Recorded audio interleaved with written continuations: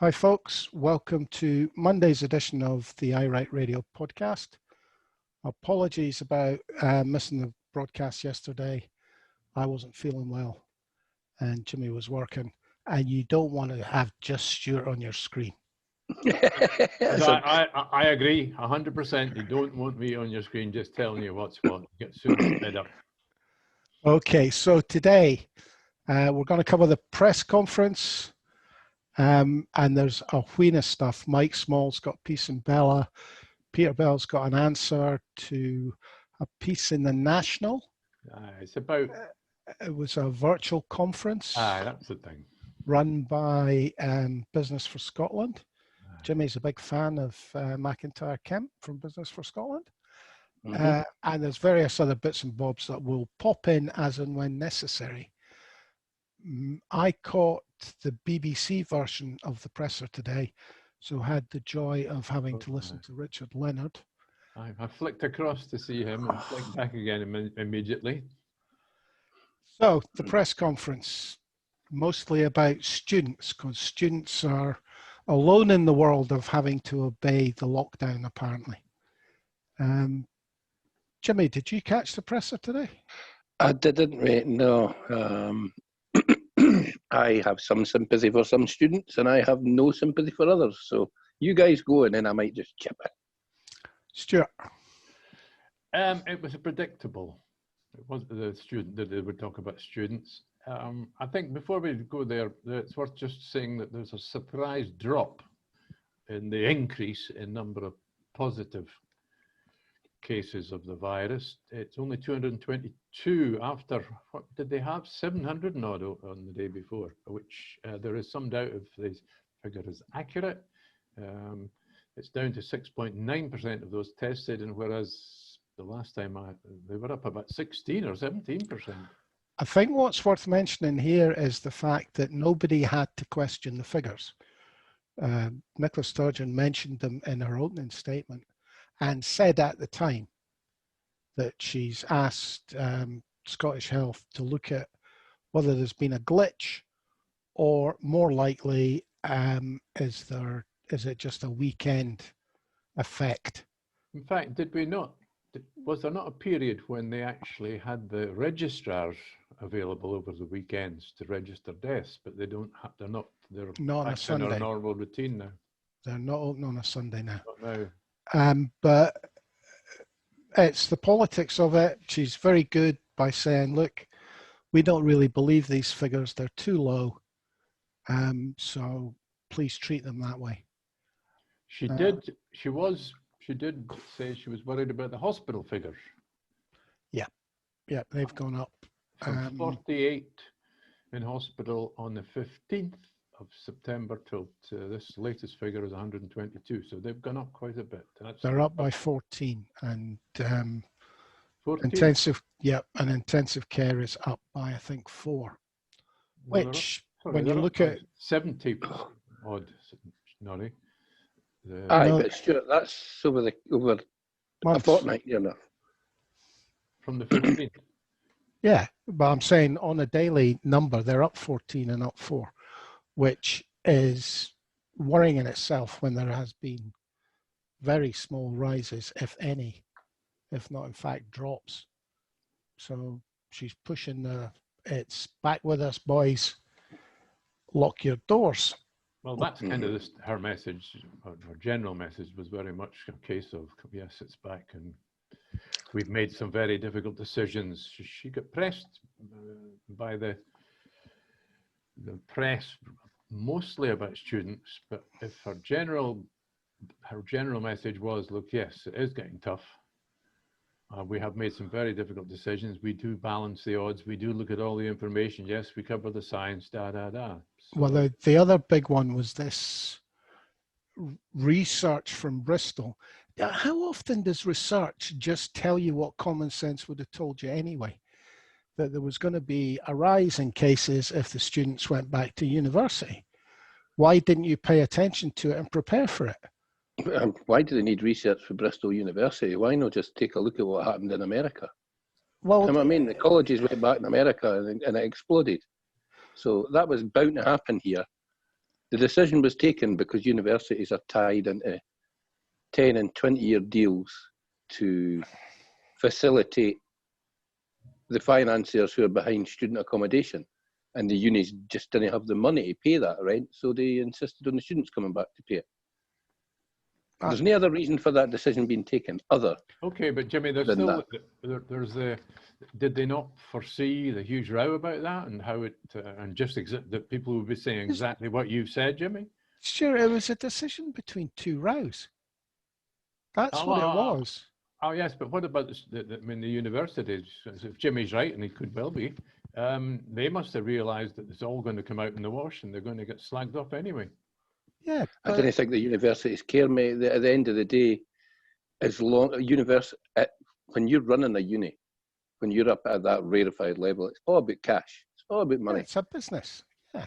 I noticed our good friend Danny Garavelli had a wee dig at the Scottish University statement that they put out on Friday, saying that Nicola Sturgeon and her team would have written that for Scottish universities. I very much doubt that, but I think that was just Garavelli having a wee dig because she loves to have a dig. Well, someone else did ask about that, didn't they? Suggested that one of the announcements by the universities group had been signed off by the Scottish government. Well, I'm sorry, guys. I mean, we're going to be sitting here. Had the universities not gone back and it had all been distance learning, we would have been sitting here arguing about the same journalists coming out. Why didn't you put students back into universities? Their lives will be destroyed because they didn't get Freshers' Week. You know, I mean, the government, and this denying them the right to party. Yeah, and this government is in the same position as every other government. They've got to make a decision. What do they want to argue about, sending students back, or do they want to argue about not sending students back? And they've there taken is no right course here. Well, they've taken the decision that the students go back because when they're not locked down, they're actually doing some learning and doing something. Because let's be clear, I'm not of the opinion that students are quite as feckless as some of our darlings of the press would like to say. But I wouldn't mind betting that a hell of a lot of first-year students in Scotland, particularly in Scotland, because first year's basically just one big party. Eh? They'd have done no distance learning, Norrie. They'd have knocked it off at the last month or two of the year. They'd have just sat in the house watching Love Island and whatever else, other crap STV decide to punt into your brain. Well, there was a classic. Students are having their civil rights, their human rights attacked by this. Okay, my step-granddaughter has the same rights, and if she has to self-isolate in her rented accommodation, will she get her rent paid to her because she's been told to do exactly what students are doing? What is it? First at Murrell said that people are human. It's a human right not to catch a virus that will kill you. Well, I just find it, you know. Tell that to the 50,000 that have already died. Well, Jimmy, would you rather self-isolate in your house with your parents, or would you rather self-isolate in a hall of residence with 11 guys your own age and a bevy on hand? Yeah, there you go. How hard can it be? That's tough. I couldn't answer that one. Oh, I mean, what's Dan Hodges tweeting that they've been incarcerated? Well, they've never been in the jail. Aye, and if he's never met Mr. Big in the showers, but there's arguments both ways. There's anecdotal evidence that security are overstepping the mark at Manchester Met. If that's the case, Barry, just punch your lights out of the security. They're only private security guards. What are they going to do to you? Punch their lights out if they're telling you can't leave the building. I think it's worth pointing out that they're talking about the students being supposed to be in a bubble in their accommodation. I think all these journalists were in a bubble because the story has actually moved on to England now. It's all the way right across down to Exeter University. It's no longer a big Scottish story. Well, as if you asked Douglas Ross on the radio this morning, because his only reply to being told, what about what your boss is doing down in England? Well, we'll have to wait and see what happens in England. It's already bloody happened, you horse's butt. Well, that brings me neatly to Richard Leonard, who had today's BBC Scotland slag the Scottish Government spot, going on about it should have been foreseen. It was foreseen. That's why they put plans in place. Were the plans perfect? Well, I don't know. But nothing was ever going to stop the spread. That's Nothing, the same with him last week, apart from Norrie. not going back. At First Minister's questions, when he's calling for these 22 walk-in clinics that they're putting in place, walk-in testing centres when they're putting in place around unis and that, he's calling for them to come on stream last week. If we had the staff and the supplies, they would come on stream last week. How's he going to magic all this stuff out of thin air? Well, a slave of that man. He did exactly what Douglas Ross did when he had the "We Hate Nicola Sturgeon" spot. I haven't quite chosen the right heading for that 10-minute slag the Scottish Government BBC spot. Okay. But when asked what he would do, he didn't answer, because he can't answer. Because it doesn't matter what government. It doesn't matter if it's a Tory government, SNP government, Labour government, DUP government. They had a choice to make between keeping universities shut, slag, think of the headlines, or opening them up. It was irrelevant. Either way, you're getting a kicking. Aye. And the best thing at the moment about this is you've got a Tory government at Westminster, you've got a Labour government in Wales, DUP alliance-y thing going on in Northern Ireland and SNP. And if it proves nothing else, it will prove how hamstrung governments of any colour are by the decisions they make in this pandemic. Governments all over the planet are wrestling with this, and there's no one yet. A certain strand of people keep alluding to how successful Sweden has been. They really haven't been. They've had twice as many deaths as their nearest neighbours. So Sweden's slightly different approach hasn't been any better. The only thing that they've had a hammer in on is their economy. Their economy's only been cut by about 10% as opposed to 16% here. And they've got restrictions. They're not as severe, but they have restrictions as well. I find the whole thing, it's headline hunting, not information gathering. I think that's what biggest, annoys me. The biggest thing that's come out of this, mate, other than the fact that we were woefully unprepared, having been warned for at least 20 years that this kind of thing could happen. And we've seen SARS in China and what have you, and we were woefully unprepared. And when we tried to step things up, to be honest, I think the Scottish Government's done no a bad job. When you look at just how bad track and trace is in England, when you look at the fact that people who have been tested by Public Health England or their doctor can't put the tests into the app because the app only works with the Serco testing. That's ridiculous. And they've spent hundreds of millions making a mess of things.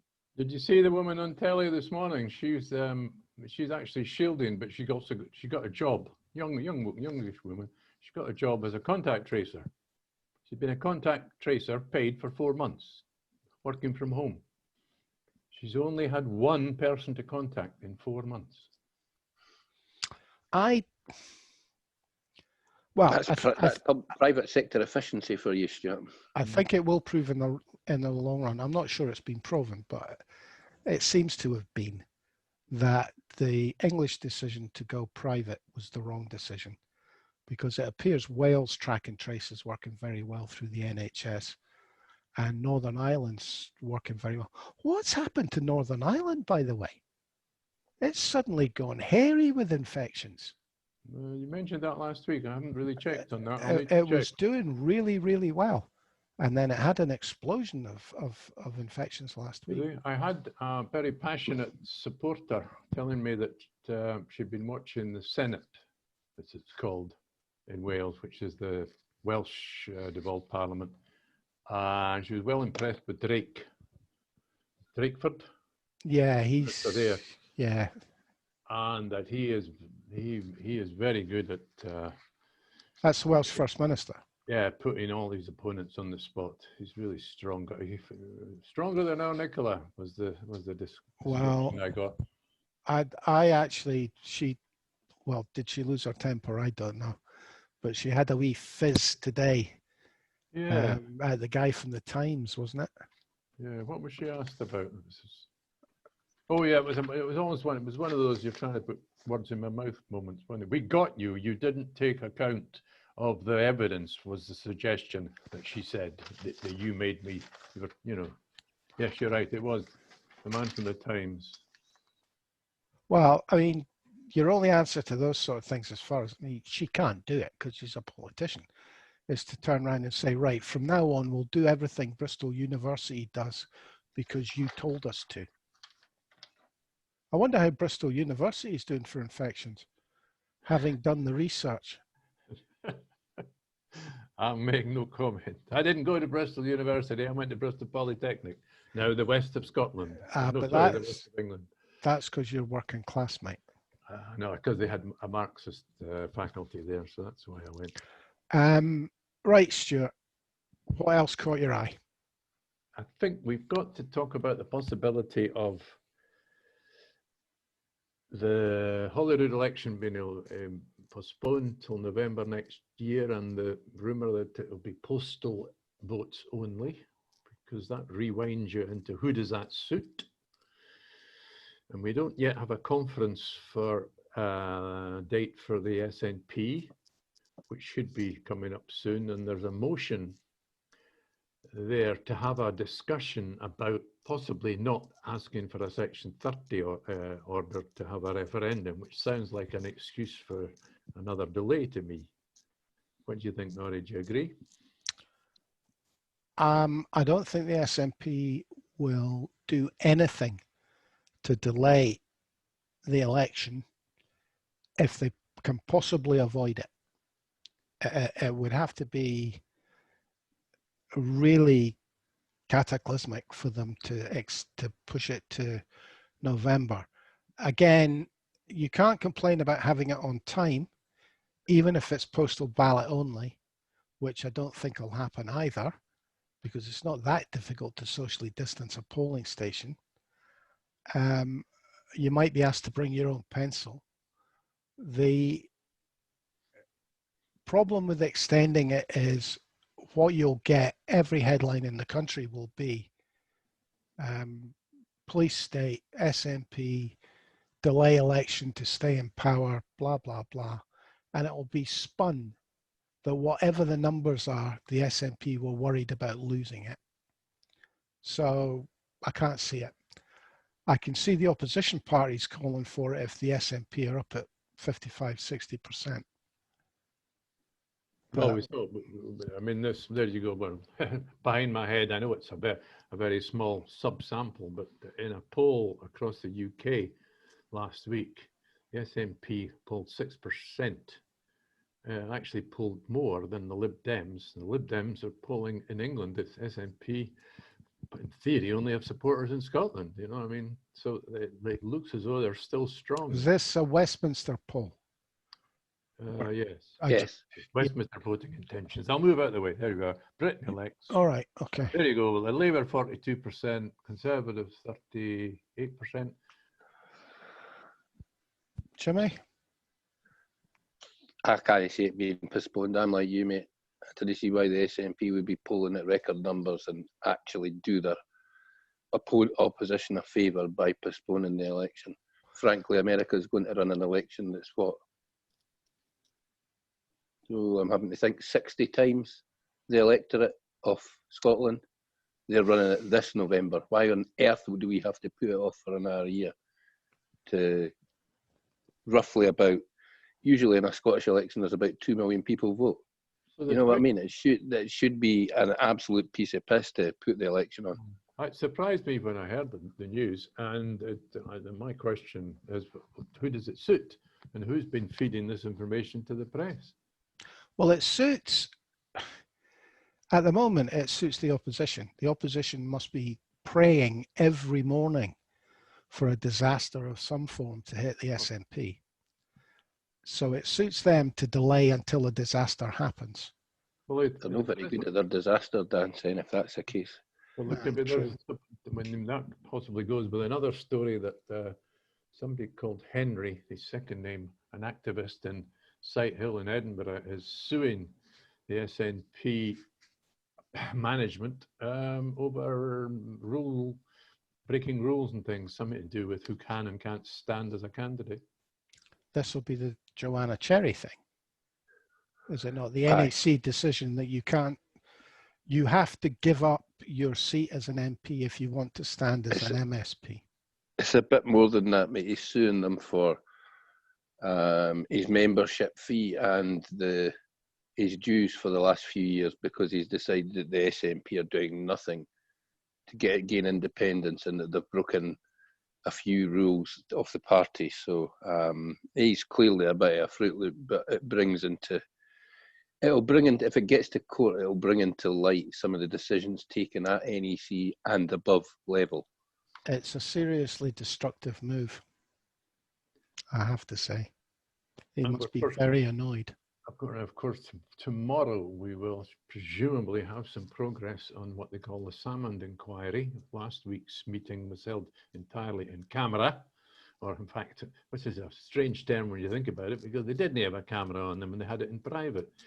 It is an expression they used to use. So we made no further progress on that.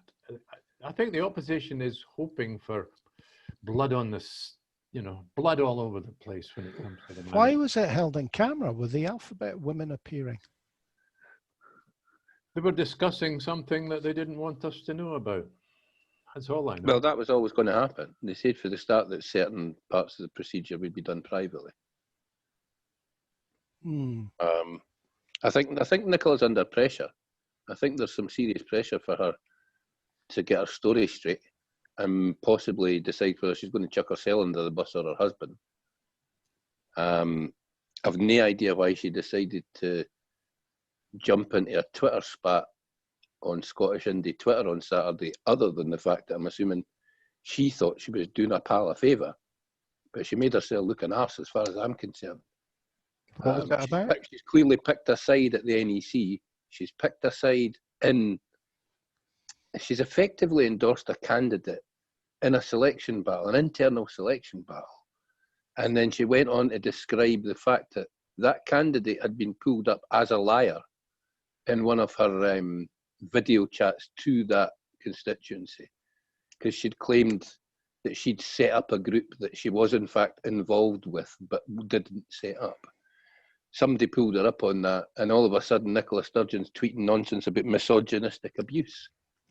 You'll forgive me, but some of the actions of the SNP's women's officer have been misogynistic, in my opinion. So I think Nicola getting involved on something over indie Twitter might indicate that she's a wee bit closer to the edge than she ought to be. Huge mistake. Massive mistake. You need to give me a link to that after the show, Jimmy.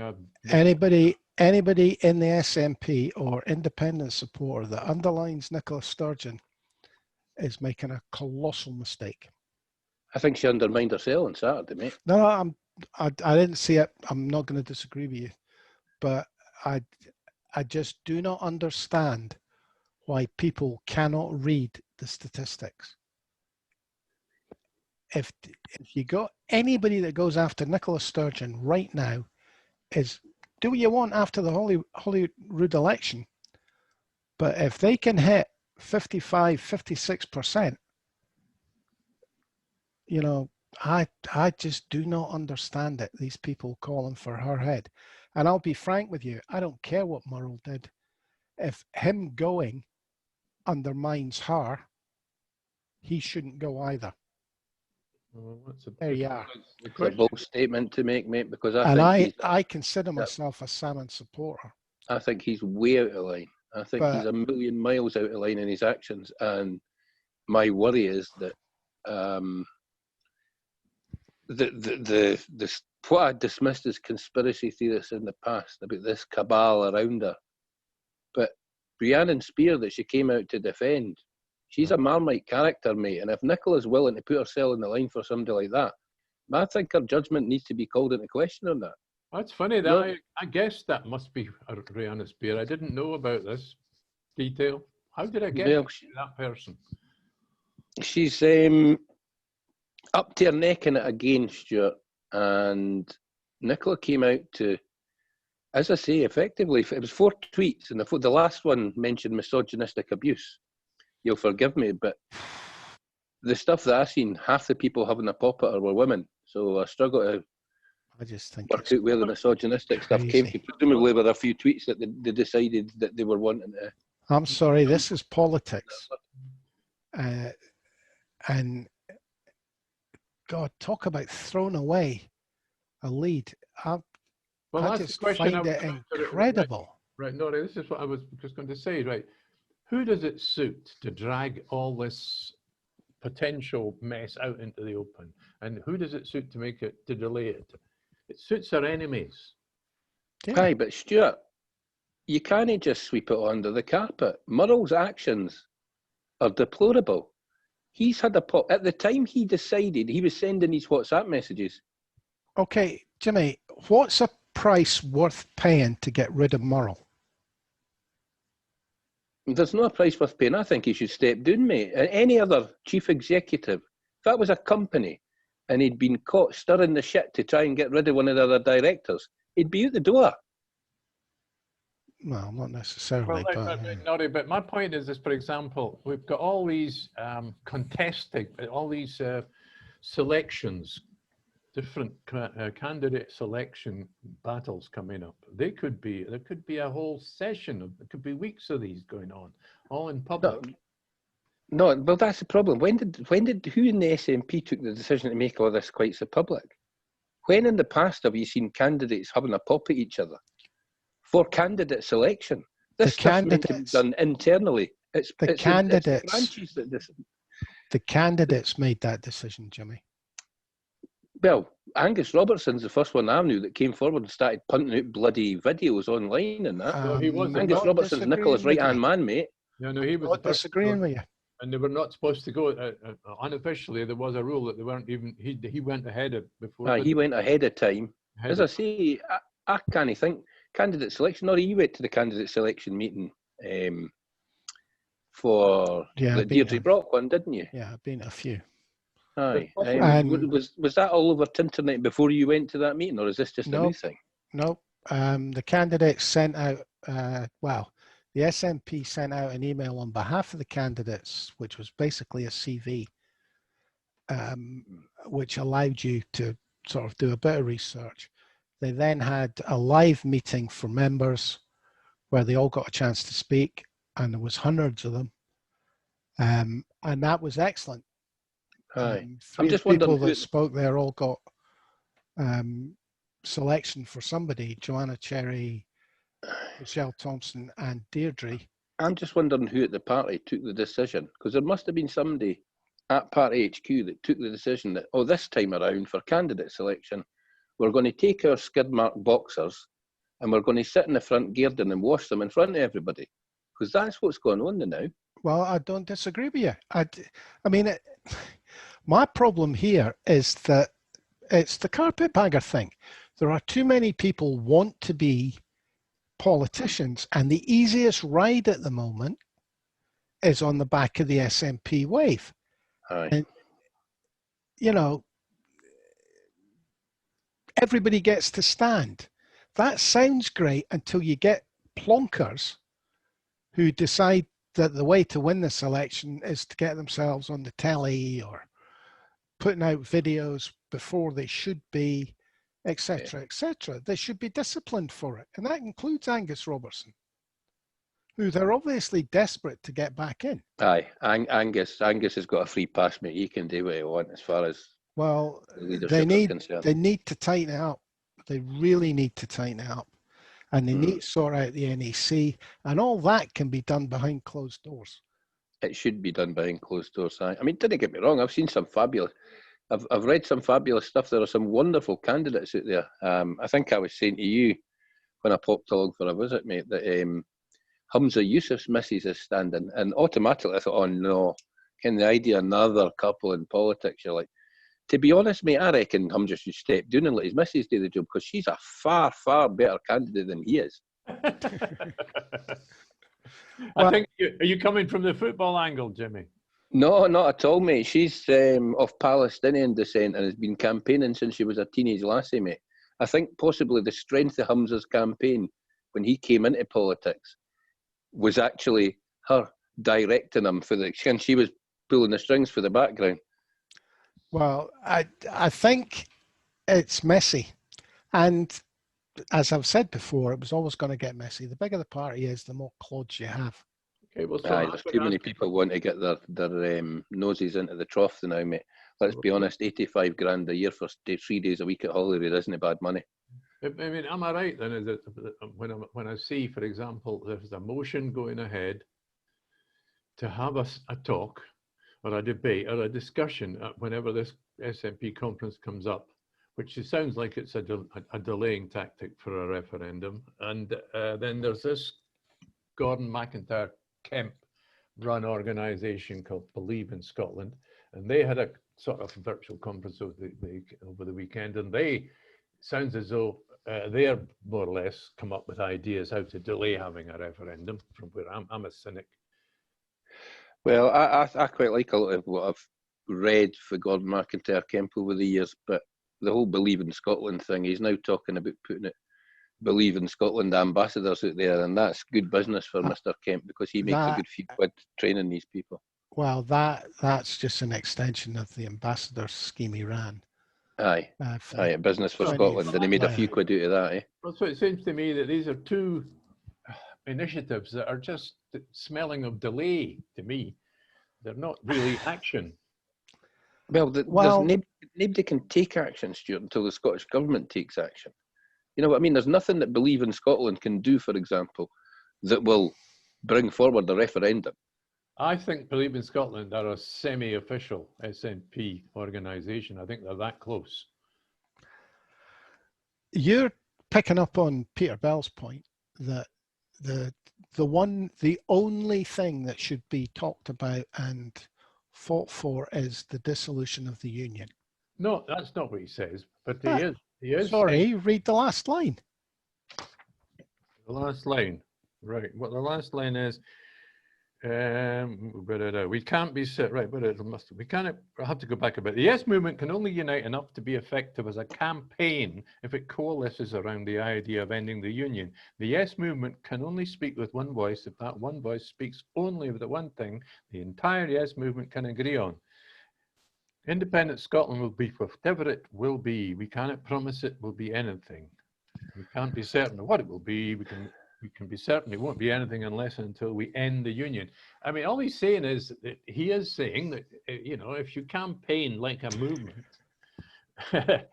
nobody. All he's saying is what I said. Well, look, what does independence mean? And everybody's got a different idea what independence. The idea that the Yes movement can coalesce around anything is for the birds. If you got the entire Yes movement to stand on Arthur's seat, they couldn't agree that the grass was green and the sky is blue. There'd be ballbags out there that were telling you it was the other way around. So do we need a charismatic leader back? We're back on that question. We've got a charismatic leader. Yeah, but she doesn't want to lead like that, does she?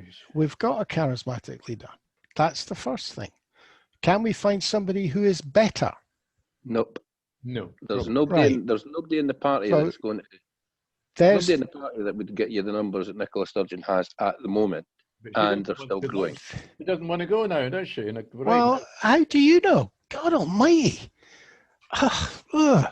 Tell me next time you sit down and talk to Nicola what she tells you. Well, where do you get the evidence that she is? I don't have any evidence that she wants to go tomorrow. I don't have any evidence that she wants to go in May, June, July, August. The evidence is not there. The presumption is that the Section 30 will not work. That's your presumption. Yes. Who knows? We don't know until he says no again. Then we know, after the Holyrood election I'm talking about. That's Peter's the issue.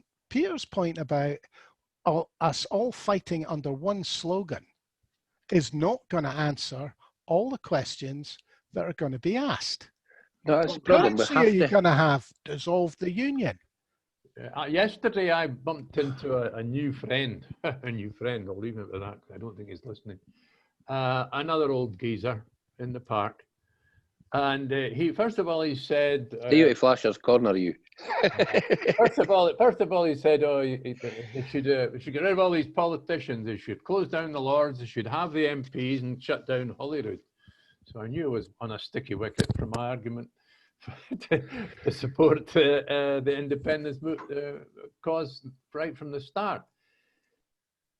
It is true that everybody's got a different vision of what an independent Scotland would look like. Yeah, but Stuart, Peter totally ignores the fact that this campaign is going to be, I would think, not much different from the no side as the last one. Aye. It's the economy, stupid. And an answer to, as I've already said, what currency are you going to use cannot be dissolve the union. That's not the answer to that. No, I agree with that. I'd go Right. Well, Peter you've needs to convinced do a me, lot Larry. more work than simply say dissolve the union. Sorry, you have convinced me that modern monetary theory has got legs, and that a Scottish currency should be ready to be floated almost immediately. Aye, but Stuart, doesn't matter if he's convinced you. You've got to put that into a legible form that when somebody asks you the question at the door, you didn't just go modern monetary theory, because they'll just look at you and go, no, huh? absolutely. That's why I'm careful how I'm expressing my. Aye, we need answers to these questions. Whatever, I think Peter's right. We shouldn't be concentrating on getting rid of the union. It's the simplest way to get independence. But we need answers to questions on things like the currency. We need answers on pensions. We need to be absolutely certain on pensions, because that's the people we need to convince. I'm not so sure we need answers. I think we need a manifesto that actually lays out you could say the answers before the questions get asked. We should know what you're the not going to areas get. are. You'll forgive me, but you're not going to get that for the SNP. The Yes movement has to be ready to say, aye, your pensions. In the last campaign, we were told by the UK government that they would guarantee your pensions. Well, why would it be different in this campaign? Oddly enough, this geezer about yesterday, the very next word he mentioned was pensions. At that point, he said, look, I've got to get on, says I. Well, somebody, I can't remember what article it was, mentioned the fact that the SNP should have, as part of their manifesto commitment, and they can do it because it's not in their gift, a European level pension. An average of the European level pension, which doubles the pension as it now stands. That should be SNP policy. Then you've got to persuade people, of course, if you're talking about pensions, that the Scottish pound won't suddenly collapse against the Bank of England pound. No, you don't, Stuart. All you have to do is stand up and shout, destroy the union. That's my point about Peter's argument.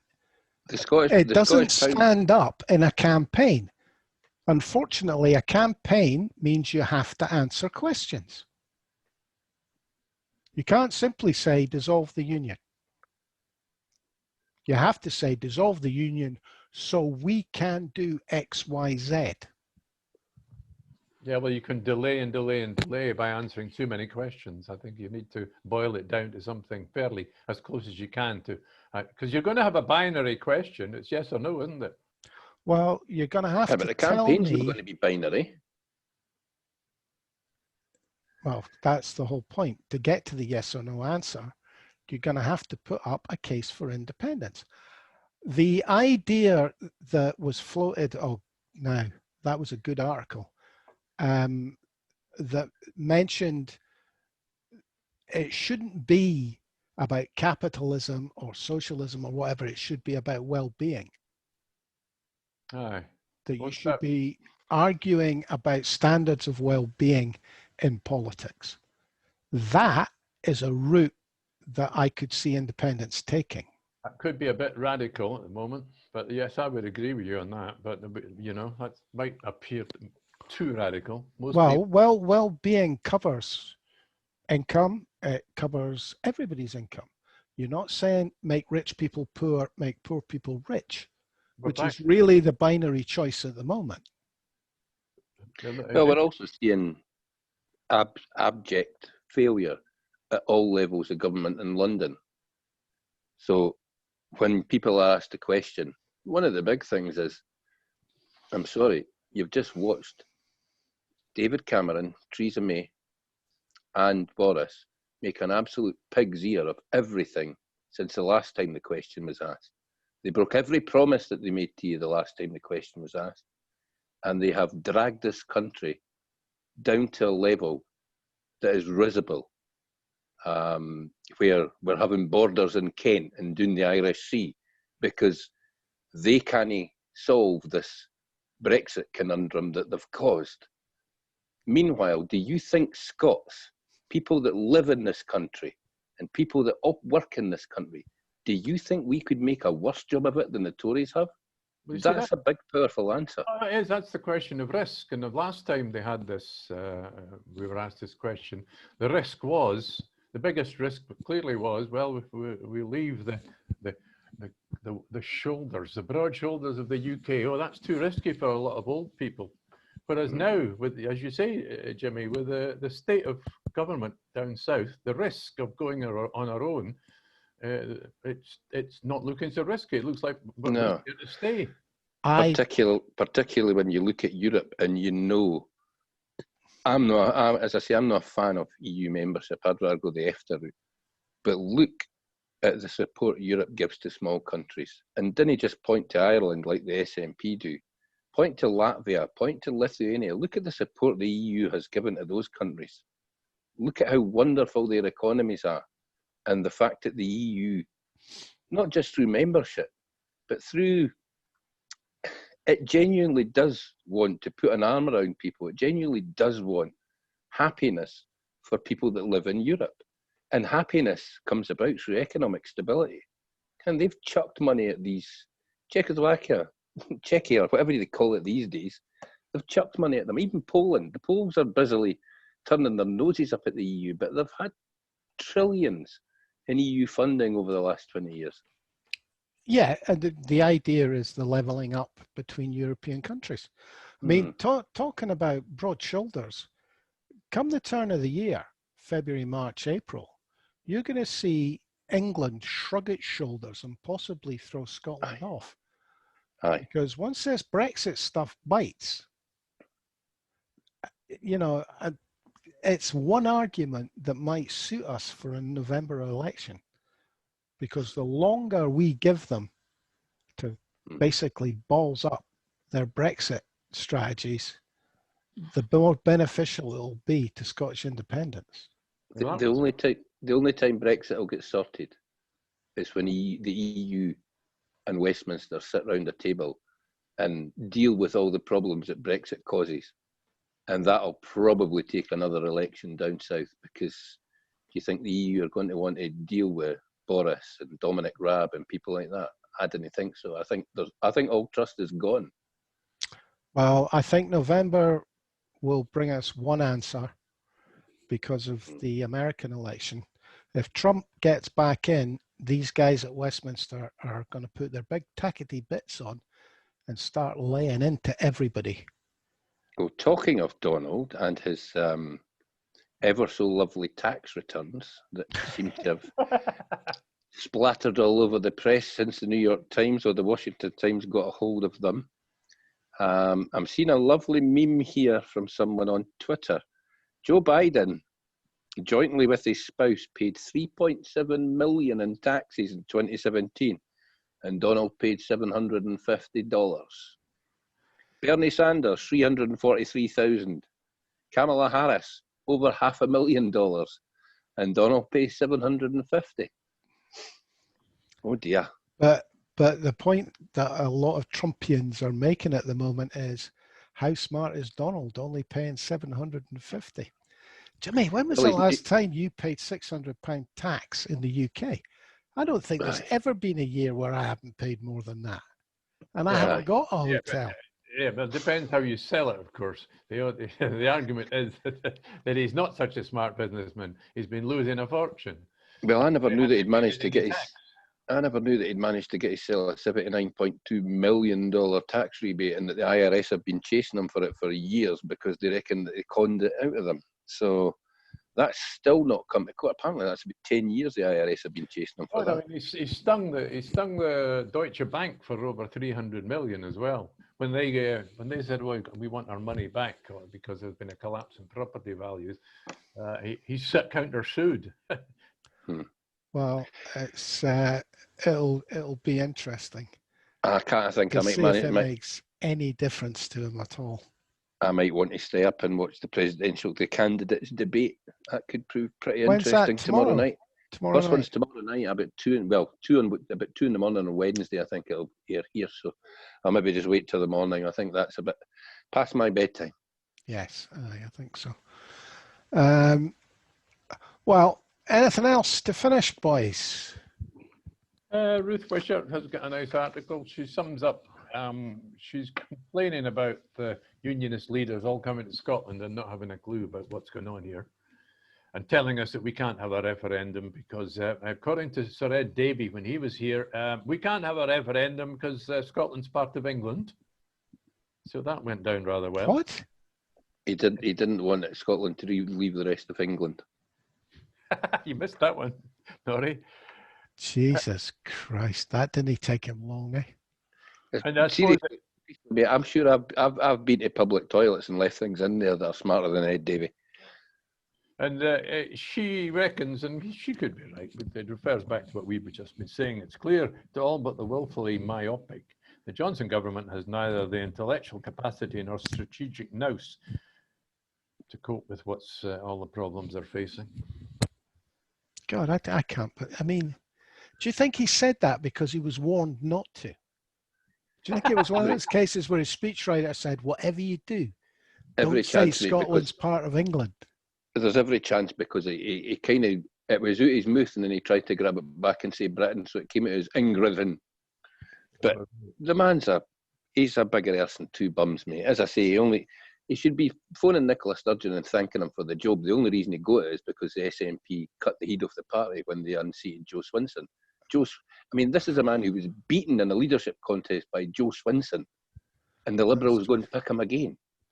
You could have picked anybody. I was going to say, can we use Sir Davey and Sir Stammer as a reason to get rid of Boris Johnson because he's not a sir, therefore he can't be leader of a party in England? Mm-hmm. Would that stand up? I've had some shocking nights, but not as bad as the English have got. Aye, ha, boom. Ruth Wishart's got a couple of other quotes that are worth hearing. Somebody here makes the telling point: the UK is not and never was a unitary state. It's what England has always casually supposed, unlike the other nations. She goes on about the sovereign right to deny an independence referendum to a country, a distinct nation which expresses a quantifiable desire to have one. Anyone with pretensions to be called a Democrat should be able to see the injustice of that. And finally, she makes a good point about the ludicrous Scotland office with an expensive ambassadorial pretensions. I'm thinking of becoming an Englishman so I can get a job in there because it's quite shiny. Is it as big as, I mean, if there's got room for 7,000 civil servants, it must be bigger than Victoria Quay, the building here in No. I don't know who came up with the figure of 7,000. It was 3,000 last week. Was it 3,000? Okay. I remember it when it had a useful purpose. It was a bus bus station. It was even more useful as you could get a lot of buses in there. Like it was more useful when they shut the bus station and the offices were turned into the Bongo Club. It was bouncing in there back then. Yeah, I had a 3-story lockup in there. What did you need a 3-story lockup for? Or should I ask what here? That's how high it was. There wasn't 3 floors in it. It went right from the floor where they parked the buses right up to street level, where you drive in. It was good. Excellent. You're the man behind these inflatable baby Trump balloons, eh? That's what was going on in your bloody 3-story lockup. You could have used it for that, I have to tell you. It was a cracking lockup. You could have parked 3 cars in it, except the door wasn't big enough to get a car through because it was just an ordinary door. But it was a good one. And cheap as chips, I have to say. Some Barry nights in the old bongo at the New Street venue, mate. That was, it used to be absolutely jumping in there. Which brings us back to a wee memorial for Tony the Hat. He was a regular bongo club man, wasn't he? Aye, Tony enjoyed the bongo. Well, I think on the bongo club we'll maybe call it a day. It works for me. Yeah. Thanks for being with us, Stuart Lockhead, Jimmy Hutton. I'm Norrie Stewart, and thanks for listening, folks. As I say, sorry about missing Sunday, but we should have a full week this week. For a week of fools. Very good, Jimmy. And we'll get a report, because Jimmy's the only one that'll probably remember about the presidential debate in the US. We'll get a report from Jimmy on that. Wednesday. Well, Donald's already suggested that he reckons that Sleepy Joe is on performance-enhancing drugs, and he wants drugs tests done after the debates. I've no idea where that comes from, but Joe Biden's never struck me as somebody who needed performance-enhancing drugs. Maybe ask his missus. Well, I think that's fair, as long as we get to pull Donald's hair. Hold it. 70 grand he paid to keep that hair in condition like that, mate. Tax deductible, you know. Unbelievable. 20% of his income has gone on consultancy fees, which strangely enough seems to be about the amount of salary his daughter was getting. Aye. She's banky right. One of them's going to jail. I wonder if Donald will take the lie down for Ivanka. Aye, right, that'll happen. Aye. He'll throw her to the wolves. Okay, folks, thanks for listening. And on the vision of Ivanka Trump being thrown to the wolves, we'll leave you. Cheers for now.